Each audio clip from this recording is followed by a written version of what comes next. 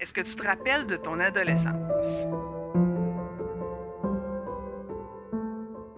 Salut, je m'appelle Ève Lamontagne, je suis intervenante en relation d'aide en ligne. Aujourd'hui, je te parle de l'adolescence, la période probablement la plus houleuse de ta vie. En fait, il y en a peut-être qui vont dire que c'est la période qu'ils ont préférée dans leur vie, mais clairement, ce n'est pas une majorité. Je me souviens, il n'y a pas si longtemps, je co-animais des ateliers avec des parents pour établir en tout cas des liens dans la famille avec les ados puis tout ça. Puis on avait posé la question à savoir quelle avait été l'étape la plus significative dans leur vie. Puis, étrangement, sur environ 10 parents, aucun n'a répondu l'adolescence. Et ce n'est pas un hasard, parce qu'effectivement, l'adolescence, c'est une période qui est très difficile. Très difficile tout dépendant d'un adolescent à un autre, mais c'est une période où c'est la quête d'identité.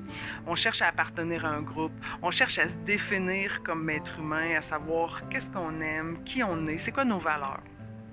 Fait que c'est très difficile de se retrouver dans ce grand monde-là parce que c'est de l'inconnu. Le jeune est tout petit, il vit.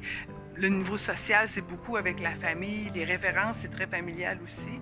Fait que quand il tombe dans l'adolescence, il cherche à sortir un peu plus de ça, puis à s'aventurer, en fait, pour comprendre son monde, comprendre justement comment il interagit avec l'externe. Donc, c'est une période qui n'est pas facile, mais qui n'est pas facile pour les parents non plus. Parce que c'est à ce moment-là que le jeune va être en quête d'autonomie. Il va vouloir faire ses propres choix, va vouloir découvrir par lui-même, expérimenter des choses. Puis, ça peut être difficile pour un parent qui, avec toutes les meilleures intentions du monde, va chercher à peut-être vouloir imposer plus de limites, même des fois, même allant jusqu'à étouffer un peu l'adolescent parce que le parent veut pas que l'adolescent souffre, veut pas qu'il fasse des erreurs, veut pas qu'il tombe, veut pas qu'il se fasse mal. Sauf que ça a des répercussions qui peuvent être négatives sur la relation entre le parent et l'ado. Fait que ça va créer de l'animosité entre les deux. Là, tranquillement, l'adolescent, ça se peut qu'il se mette à mentir, à cacher la vérité, à maquiller les choses, pour éviter d'avoir des conséquences ou éviter d'avoir des conflits davantage avec son parent. L'adolescence, ça commence à peu près vers l'âge de 10 ans, puis ça se termine vers l'âge de 19 ans, même qu'il y a certains scientifiques qui disent que ça va jusqu'à l'âge de 25 ans, quand même.